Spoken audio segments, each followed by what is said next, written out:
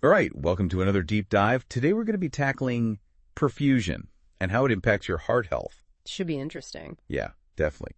So we've got a medical textbook, we've got a really cool YouTube video that we found, and then also just some general patient education type materials. Excellent. Yeah, so it's going to be a good mix.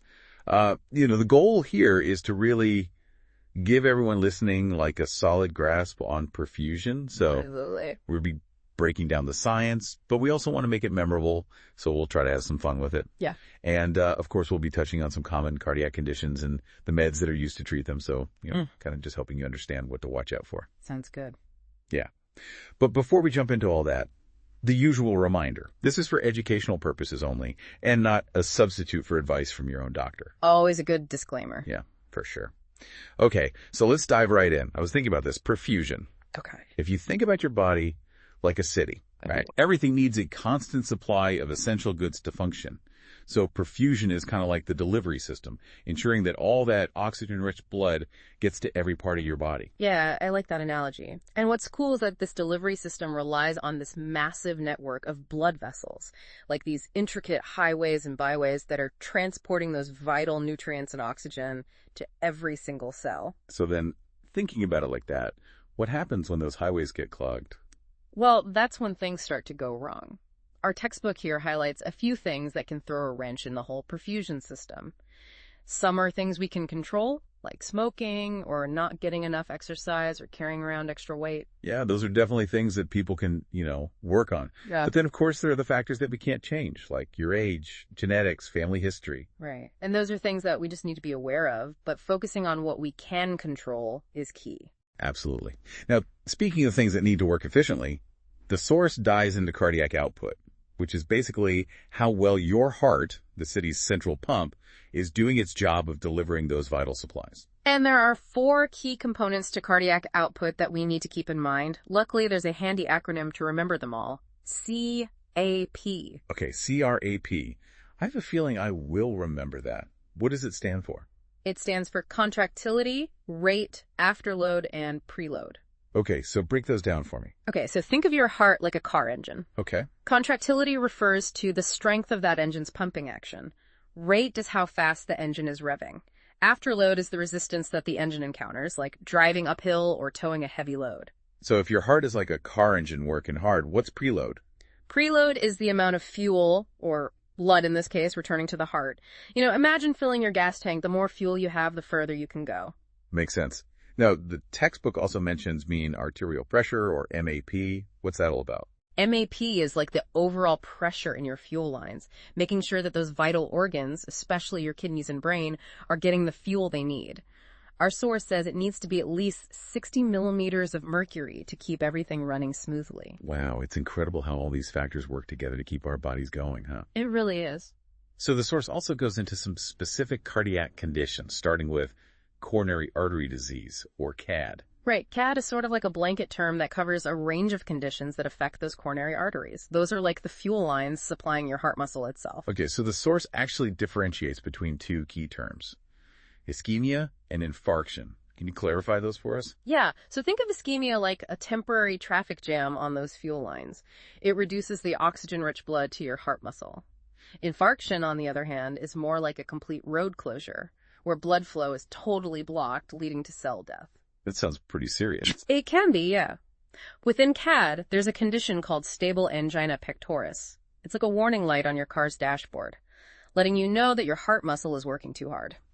The textbook describes it as predictable chest discomfort that happens, usually during exertion, and it's generally relieved by resting or taking medication. So it's like, you know your limits, you can manage the situation. Exactly. But then we have unstable angina, which is way less predictable and more dangerous. It can happen even at rest.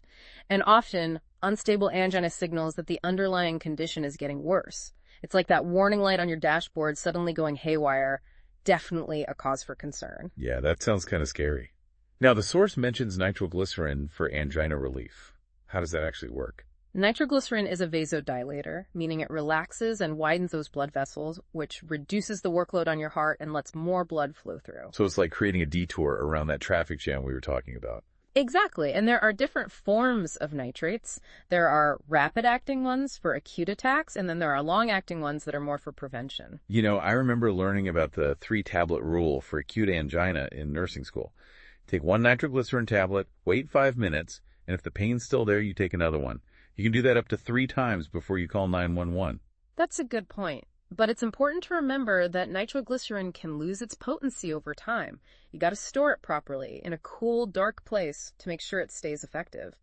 Otherwise, it's like those fuel lines getting clogged again because the detour you were relying on isn't working anymore. Yeah, my grandpa actually used to keep his nitroglycerin in his shirt pocket, and my grandma would always get after him about it. She'd be like, "That's not how you store nitro. It's got to stay cool and dark like a vampire." Sounds like she was right to get on him about that.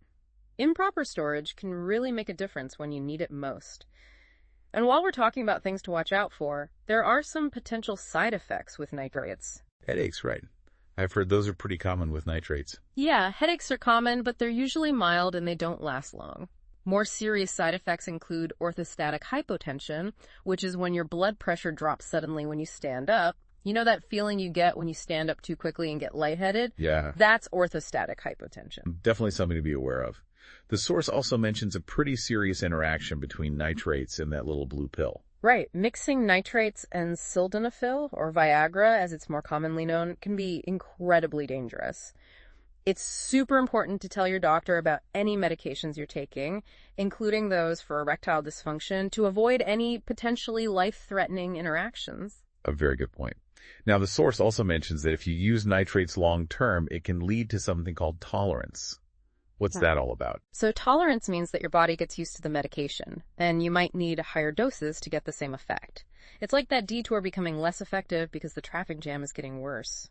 The textbook suggests a few ways to prevent tolerance, like having nitrate-free periods. So, like if you're using a nitroglycerin patch, you might take it off at night for 10 to 12 hours to give your body a break. Yeah, exactly. Now let's move on to a much more serious condition. Myocardial infarction, or MI, better known as a heart attack. Sounds like we're moving from a traffic jam to a full-blown road closure. Yeah, that's a good way to put it. With an MI, blood flow to a part of the heart muscle is severely restricted. This can cause significant damage. So what's actually happening during a heart attack? The source talks about the pathophysiology of MI. Okay, so imagine a buildup of plaque in your coronary arteries, like rust accumulating in those fuel lines. At some point, that plaque can rupture.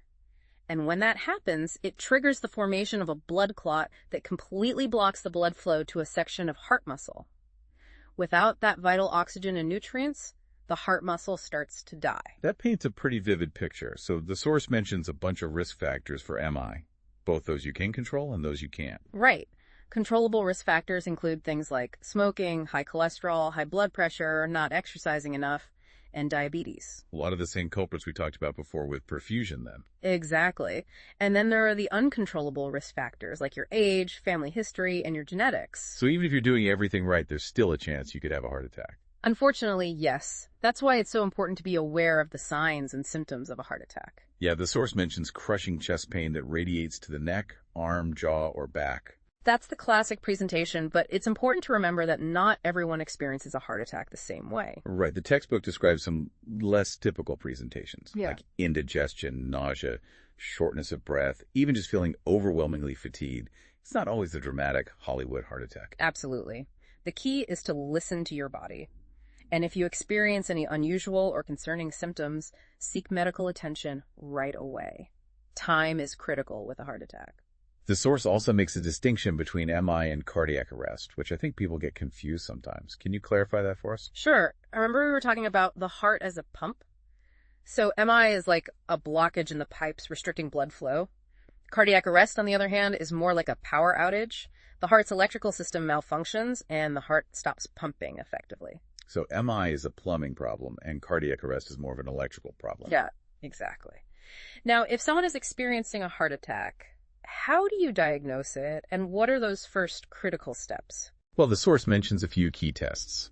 First, blood tests. They can check levels of troponin and CPK-MB, which are markers of heart muscle damage. Kind of like checking the engine oil for signs of trouble. Right. Then there's the electrocardiogram, or ECG. It can show changes in the heart's electrical activity, which might indicate ischemia or injury. like listening for any unusual sounds coming from the engine. The source also mentions chest x-ray, which I guess can assess the heart size and see if there's any fluid buildup in the lungs. Exactly. It's like getting a visual check of the vehicle overall, making sure everything's in order. And sometimes a more invasive procedure called cardiac catheterization might be needed. Which is where they thread a thin tube into the heart to get a clear picture of the coronary arteries and pinpoint any blockages, right? Yes, exactly. It's like taking a closer look at those fuel lines. But in those first few critical moments of a heart attack, what happens? Well, the source mentions the acronym MOA, which stands for morphine, oxygen, nitroglycerin, and aspirin. Yes, MOA. Each one of those plays a crucial role. Morphine helps to manage the pain and anxiety so the patient can relax a little. Oxygen helps to deliver more oxygen to the heart muscle. Nitroglycerin, as we discussed earlier, helps to dilate those blood vessels. And aspirin works as an antiplatelet agent, helping to prevent further clot formation. The source also talks about clot-busting medications like TPA. How do those work? Those are called thrombolytic agents, and they can actually dissolve clots, but there's also a risk of bleeding, so they're not appropriate for every patient. So there's a risk-benefit analysis that the doctors have to do then? Exactly. Okay. What about long-term management after a heart attack? The source talks about medications like beta blockers, calcium channel blockers, and of course, aspirin. All of those play an important role in reducing the workload on the heart, controlling blood pressure, and preventing future clotting events. And speaking of preventing clots, the source delves into antiplatelet medications, specifically aspirin and clopidogrel. Aspirin is really a workhorse in both preventing and treating heart attacks. It works by making platelets less sticky. Platelets are those tiny blood cells that help form clots. And the dosage of aspirin can vary depending on whether it's being used for prevention or acute treatment, right? That's right. And it's incredibly important to follow your doctor's instructions for taking aspirin and be aware of any potential contraindications. For example, if you have active bleeding or a history of a severe allergic reaction to aspirin, you should avoid taking it. The source also mentions that you should always check with your doctor before starting any new medication, including over-the-counter drugs and herbal supplements, because they can interact with aspirin. Very important. Now, clopidogrel is another type of antiplatelet medication. It can be used for things like acute coronary syndrome, stroke prevention, and even after stent placement. So both aspirin and clopidogrel are working to keep those blood vessel highways clear then? Exactly. Now, what happens when medications aren't enough to manage CAD? That's when they might consider a surgical procedure called coronary artery bypass grafting, or CABG. CABG. That's a pretty major surgery, right? What does it involve? It basically involves creating a detour around blocked coronary arteries using the patient's own blood vessels or synthetic grafts. So they're literally bypassing the blockages, creating a new pathway for blood flow. That's right. It's a remarkable procedure that can significantly improve blood flow to the heart muscle, but it's not without risks. So what can patients expect before, during, and after CABG surgery? Well, preoperative preparation is really important. Patients get extensive education about the procedure, the potential risks, and what to expect during recovery. So they're well informed going into it. Absolutely. Knowledge is power.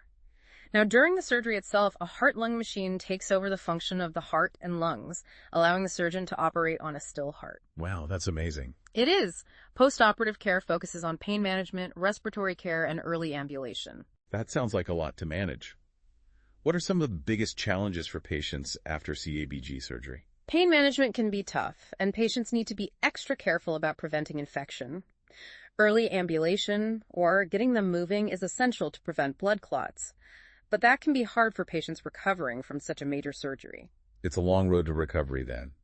But for many patients, CABG really does offer a significant improvement in their quality of life, right? That's true. It can get rid of angina, improve heart function, and reduce the risk of future cardiac events. That's encouraging. Okay, let's switch gears now and talk about heart failure. The source defines it as the heart's inability to pump enough blood to meet the body's needs. And it's important to remember that heart failure doesn't mean the heart has stopped working completely. It just means it's not working as efficiently as it should be. Now, the source differentiates between left-sided and right-sided heart failure. Can you break that down? Sure. Think of your heart as having two sides. Each side is responsible for pumping blood to a different part of the body. The left side pumps that oxygen-rich blood out to the body, and the right side pumps oxygen-poor blood to the lungs to get reoxygenated. Okay, so what happens when one of those sides isn't pumping as well as it should?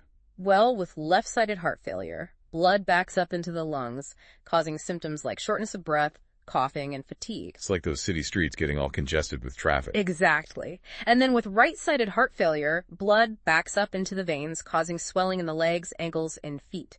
Imagine those delivery trucks, unable to unload their goods, leading to a backup on the outskirts of the city. So left side affects the lungs, right side affects the body. Okay, I'm getting it.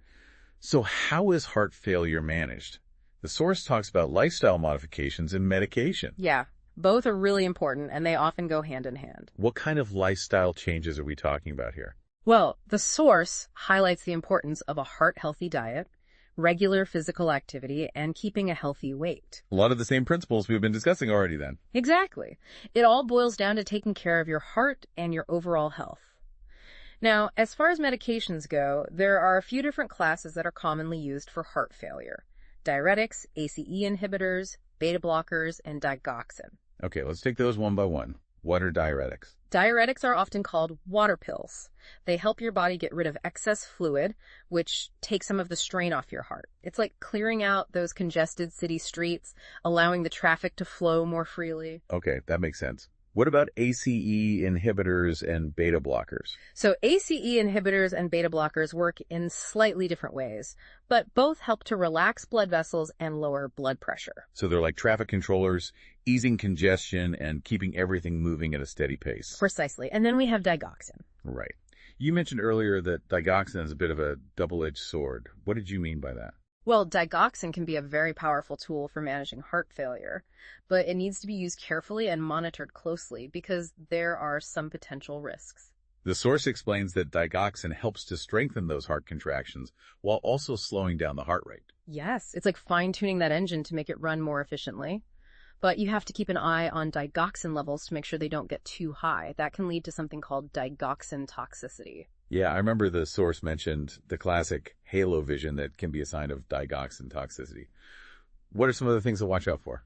The common signs of digoxin toxicity are nausea, vomiting, fatigue, confusion, and those visual disturbances. Imagine your car engine sputtering and backfiring because it's not getting the right fuel mix. Wow, good to know. Are there any special precautions that people should be aware of when they're taking digoxin? Yes. Electrolyte imbalances, especially low potassium, can really increase the risk of digoxin toxicity. So monitoring potassium levels closely is really important. And you should always tell your doctor about any medications you're taking, even over-the-counter drugs and herbal supplements, because there could be potential interactions. Sounds like digoxin is a powerful tool, but it needs to be used carefully and under a doctor's supervision. Absolutely. Well, I think this is a good place to pause for now. We've covered a lot of ground in this first part of our deep dive into perfusion and cardiac health. We've seen how this vital delivery system works, explored some common cardiac conditions, and taken a look at the medications that are used to manage these conditions. We've talked about how lifestyle choices play a part in perfusion and heart health, and how important it is to recognize the signs and symptoms of a heart attack. Absolutely. And we've stressed how important it is to work closely with your healthcare providers to create a personalized treatment plan that meets your needs. But our deep dive isn't over yet. Right. In part 2, we'll go even deeper into some of those medications and look at other aspects of cardiac care. So stay tuned, and we'll be right back. Welcome back to the deep dive. Ready for more? We're going even deeper into the world of heart health. We are. We covered a lot in part 1, but there's still much more to explore. We left off talking about digoxin, that powerful but tricky medication for heart failure. Right, digoxin. It can be very effective, but it's important to use it carefully. Remember, it strengthens those heart contractions while slowing down the heart rate, but we need to watch those potassium levels. Low potassium can increase the risk of digoxin toxicity. The source material goes into some detail about the types of diuretics, those water pills. Yeah, it breaks them down into 3 main categories: thiazide, loop, and potassium-sparing diuretics. Those names sound a bit like a chemistry textbook. Haha. Well, think of your kidneys as a filtration system, removing waste and excess fluid from your body.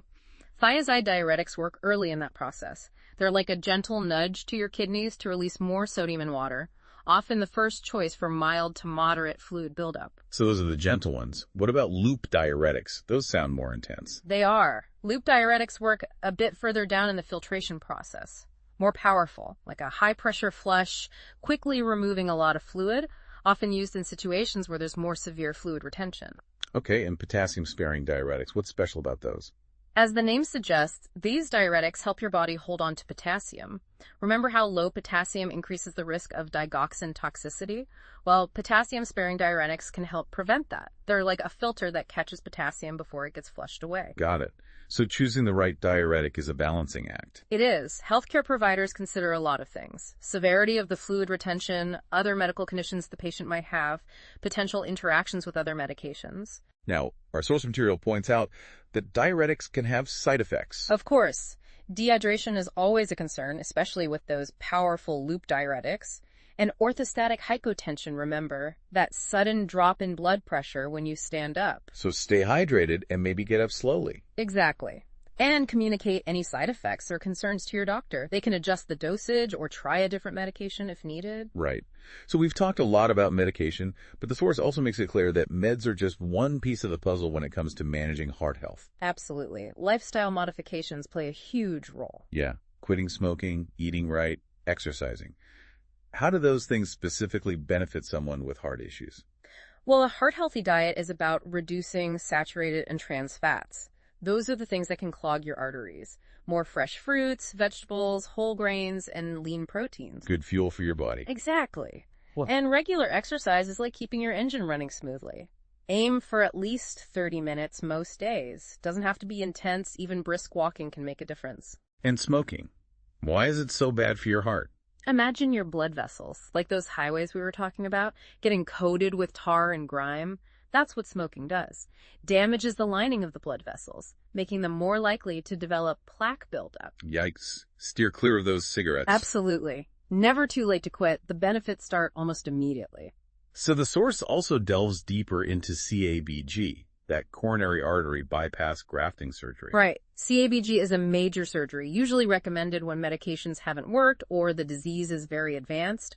Major overhaul for those clogged fuel lines. It's a big decision. The source material talks about how they decide who's a good candidate for CAB. What kind of things do they consider? The patient's overall health is important. Things like age, other medical conditions, whether they can handle a big surgery. So it's not just about fixing the blockage, it's about making sure the patient is strong enough to recover. Right. They also look at how bad the blockages are and where they are. If they're extensive or in a critical area, CABG might be the best choice. So CABG, it's a major surgery.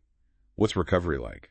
It can be challenging. Patients are usually in the hospital for several days. Full recovery can take weeks or even months. It's a long road back.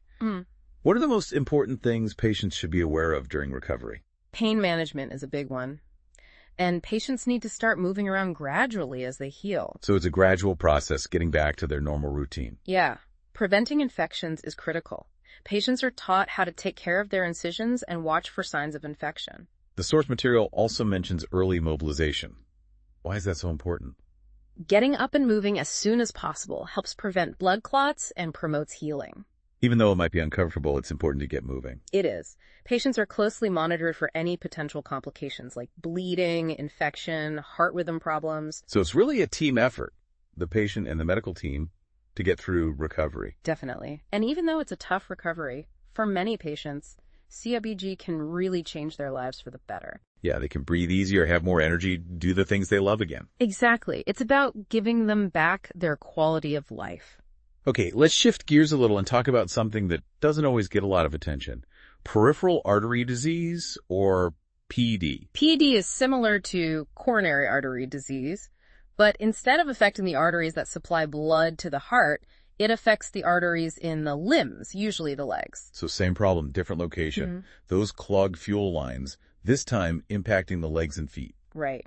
Just like CAD, PAD is often caused by plaque buildup. What are the symptoms of P8? The source mentions leg pain, especially during exercise. That's right. It's often described as a cramping or aching in the calves, thighs, or buttocks. It usually comes on with physical activity and goes away with rest. So it's like your legs are saying, hey, we need more fuel down here. Exactly. That pain is a warning sign. The source also talks about numbness or tingling in the feet and sores that don't heal well on the legs or feet. Right. Those are signs that the blood flow is really restricted and starting to affect the nerves and tissues. Sounds like P80 can be pretty serious. It can. In severe cases, it can lead to critical limb ischemia. That's when the blood flow is so restricted that the tissue starts to die, could even lead to amputation. That's scary. Early detection is so important. Absolutely. And just like with other heart conditions, lifestyle modifications are key. So again, quitting smoking, healthy diet, regular exercise, managing things like diabetes and high blood pressure. All those things can make a big difference in improving blood flow and reducing the risk of complications. Now, the source mentions medications for PAD too. Antiplatelet medications like aspirin and clopidogrel are important to prevent blood clots, keep those blood vessels clear. And medications that can actually improve blood flow, like silestazole, which helps widen those narrowed arteries. Right. And sometimes surgery might be necessary, things like angioplasty or bypass surgery, to restore blood flow. So similar treatments to what we see for coronary artery disease, but tailored for PA. Exactly. It's about finding the most effective way to improve blood flow and prevent those serious complications. So PAD is definitely something to be aware of, especially if you're experiencing leg pain or noticing slow healing sores on your legs or feet. Absolutely. Yeah. Early intervention can make all the difference. Let's talk about heart rhythm disorders or arrhythmias. Arrhythmias are basically irregularities in the heart's rhythm. They can be harmless or life-threatening. We talked before about the difference between a heart attack and cardiac arrest. You said cardiac arrest is an electrical problem in the heart. Do arrhythmias play a role in that? They do. Cardiac arrest is caused by a specific arrhythmia called ventricular fibrillation. That's when the heart's electrical activity becomes completely chaotic and the heart just quivers instead of pumping blood. So some arrhythmias are a big deal. The source talks about a bunch of different types. It starts with atrial fibrillation, or AFib, which is a very common irregular heartbeat. It describes AFib as a rapid, irregular rhythm starting in the upper chambers of the heart, the atria. What's the danger with AFib? One of the main concerns is that it increases the risk of stroke. When the heart's upper chambers are quivering instead of contracting smoothly, blood can pool and form clots. Those clots can then travel to the brain and cause a stroke. So it's like what we were talking about with valvular heart disease, clots forming in those areas where the blood flow is disrupted. Exactly. People with AFib are often put on blood thinners to help prevent those clots. The source also talks about ventricular tachycardia. That sounds more serious. Ventricular tachycardia, or VT, is a fast heartbeat that starts in the heart's lower chambers, the ventricles. So it's like the engine is redlining, and it can't pump effectively. Good analogy.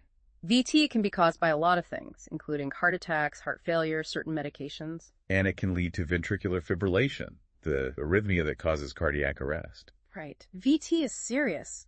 Needs prompt medical attention. So getting an accurate diagnosis for arrhythmias is crucial. Absolutely. The source talks about electrocardiograms, ECGs, which provide a snapshot of the heart's electrical activity. Like hooking up a diagnostic tool to analyze how the engine is performing. Exactly. And for arrhythmias that come and go, they can use a Holter monitor. It's a portable device that records the heart's electrical activity over a longer period, usually a day or two. Like a continuous monitoring system. So once an arrhythmia is diagnosed, what's the treatment? The source mentions medications and procedures. Medications are often the first line of treatment. They can slow down a rapid heart rate, regulate the rhythm, or prevent blood clots. And the procedures. One common procedure is cardioversion, which uses electrical shocks to reset the heart's rhythm. Like using a defibrillator. Similar idea. And then there are implantable devices like pacemakers and defibrillators. Right, the source talks about those. Pacemakers are like tiny computers that monitor the heart rhythm and send out electrical impulses when needed. So like a mechanic that's constantly monitoring and adjusting the engine. Exactly. And defibrillators, they're similar, but they're designed to treat those life-threatening arrhythmias, like ventricular fibrillation. They deliver a powerful electrical shock to reset the heart's rhythm in emergencies. Amazing how technology can address those heart rhythm disorders. Like a high-tech safety system for the heart. It is, and research is always coming up with new treatment options for arrhythmias. This has been a jam-packed part 2. We've gone deeper into medications, explored CABG, tackled heart rhythm disorders. We've seen how lifestyle choices, medications, even surgical procedures can play a role in managing these conditions. It's not just about treating a condition. It's about giving people the knowledge they need so they can be active in their healthcare and make informed decisions. Absolutely. It's a team effort. The patient, their doctors, their support system, all working together. I'm feeling much more knowledgeable about heart health. We've seen how perfusion, cardiac output, blood pressure, heart rhythm are all connected. Even small changes in lifestyle can make a big impact. But we're not done yet. Right. One more part to go. In Part 3, we'll wrap things up with some final thoughts and key takeaways. We'll give you some food for thought as you continue exploring this fascinating topic. Stay tuned. We'll be right back. Welcome back to the Deep Dive. We've been on quite a journey, haven't we? Exploring the world of perfusion and heart health, from those basic principles of how blood flows to those complex surgeries and medications. It's been a fascinating deep dive. What I find really striking is how all these different conditions, coronary artery disease, heart failure, PIS-AD, even those rhythm disorders, they're all connected through perfusion. Yeah, it's like we've been putting together a puzzle, seeing how everything fits into this big picture of cardiovascular health. And, we've been saying this all along, but knowledge really is power when it comes to managing these conditions. Yeah, absolutely is. Knowing those warning signs, when to get help, and taking steps to stay healthy, those things can make a huge difference. So as we wrap things up, what are some of the most important takeaways you want to leave our listeners with? I think the biggest one is that even small changes in lifestyle can have a big impact on your heart health. We keep coming back to those healthy habits. Not smoking, eating right, staying active, managing weight. But it's because they really are the foundation. They are. When you make those changes and stick with them, it can dramatically reduce your risk of heart disease, stroke, all those related conditions. And it's never too late to start. Never too late. Every step towards a healthier lifestyle is a step in the right direction. Now, we spent a lot of time talking about medications. From those nitrates that open up blood vessels to those powerful diuretics. Those medications can be lifesavers, but we also talked about how they need careful monitoring. Yeah, it's about being involved in your healthcare, understanding what those potential side effects might be, talking to your doctors, asking questions. It's a partnership between you and your medical team. And it's important to remember that medications are only part of the solution. Right. They work best in combination with those healthy lifestyle changes. So it's about a holistic approach, really. And knowledge is your best tool. The more you know about your body, your risk factors, what you can do to keep your heart healthy, the better decisions you can make. So as we wrap up this deep dive, I hope everyone listening feels empowered to take control of their heart health. This deep dive was just the beginning. We've given you a foundation, but the journey continues. There's a ton of great information out there, from websites like the American Heart Association to books and articles, even other podcasts. And of course, talk to your doctors. Absolutely. Keep learning, keep asking questions, and most importantly, keep taking care of your heart. Until next time, keep exploring, and thanks for joining us on The Deep Dive. This is The Deep Dive, signing off.